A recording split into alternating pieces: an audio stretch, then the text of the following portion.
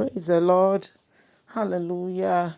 Odafo onyame onhyira okase pa onyame minimese oka wo ho nti wo ho ye ewo ni mu wapo mu nso so eye sempo wo ho mfa wo mpo a ene de onyame a oyɛ yaresafo onsa wo yare na nya pomodin ene de nso wo Yesu Kristo din mu awurade yekoso bompaye awurade de wasama ebesua nso ba wonim yesro se awurade ka ye ho nyame nkronkron be kasa kyerɛ na awurade enten kasa wo na wakasa kyerɛ ewo Yesu Kristo wodin mu ene ya bompaye amen and amen. Odofo me ma wakɔ abanen so ede ba woti ase dwumedi so enen so ye befa ya kenkan sam afi Mateo asempa eti du ba ko ni chichemu aduonu wotwe kosi aduasa adofonom sa kenkan sam ya kenkan sam bia ma me akoma toyemo ema mebo eto me yem woma yenti Awurade asem na Yesu kan se Mommra Menkyɛn mo a yaso mo nusu a edro na mo komu ebuo Mommra na mema mo ahome momfa me konua ento me ho so mo ho so na menkyerɛ mo efise me de medwo na mebrɛ me ho ase akoma mu na mobenya ahomegye ama mo kra efise me konua eyemre na madeswa nso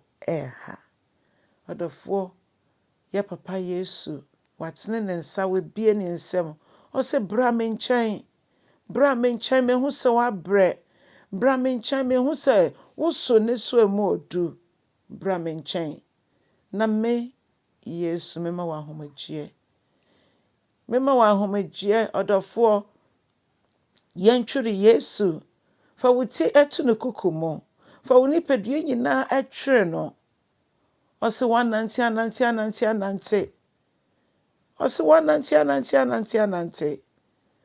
ose wabrɛ na wontimi enya home emma wo kra ene Yesu si waye krado bra na obegyew empo se wonfa Yesu Kristo se wo wurade no kra gyenkwa enka echi ebredodo a dom no edaso ye adwuman ja wo homa Yesu Kristo efise yenim se wiase ene emu niama ede atete ne ohaw ahye nipa so yeni da so nyina ne Kristo enti me kanfo Kristo Yesu ma wo se fa Kristo ye wade nyina na obegye wafi mpukyire mu odofo a wafa Kristo ka ho se onyankopon ama ye kwan so bibia obefa Kristo bia no obefre ne se ne ba wama ye kwan so yemfre no aba eja ene ti yenkan kire papa se papa yeda wase wo wasem a wonnam wo droba Jesus Christ so ka kire ye ne yemmra wo nkyɛn ya yasua nisu a ye komo ebu Jesus yaba sia ye fi ye nisu nyina mu na ye fi ya ho kire ne ahotete nyina mu na fa wabasa na watne ede frɛ ye fa so ye mu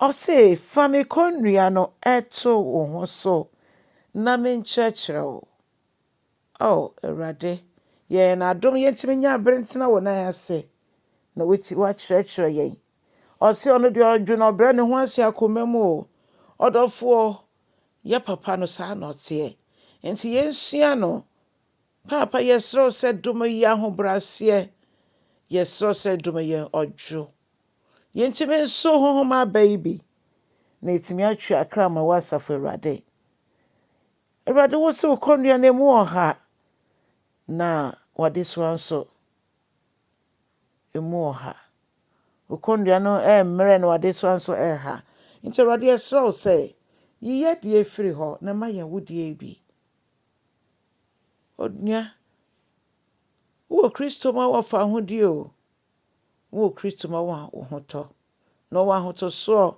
efise ni ji odi raye mu no esun ekosi se ekata osefo no ne jojo ene ne hihye bone nyina so ekata so ebia na Watete no firi wo mma Oma tete wo. Ebia wo kunu tete wo. Ebia wo yire tete wo. Ebia abusuafo na mfofo. Ebi nso wanso kita suban bia wawtimi hu se suban we die. Esi niama bebre kwan o mabrabo mu. Ose fasa ni sue ni nyina bra safo Awurade anim. Na oduma nkoma ye Nyankopon no. Obegye we fi ni nyina mu. Odofo mo foforo so nti sa asem wi. Ma foforo so nti bi. Na ma ye kokromoti agina ho a kyerese yento aso. Na afi se wo subscribe ya. Message subscribe. On ma woni omo kye nyina nso no. No wa show mo nkran so mo nso unsubscribe. Na omo nso so entie. Onyankopon nhyira wo efise ono de nhyira ahye ne nsem ma. Na kai se ne ose bra menkyɛn watene ne nsa. Obegyew. So obegyew no fiefo nyina. Eno nti onyame nka ho no ma wo na somodwe. Na sa nkyɛn ho na Yesu ba na ne onyem mu a ye mu biara nyɛ yeraba. Onyame nka wo ho. Bye bye.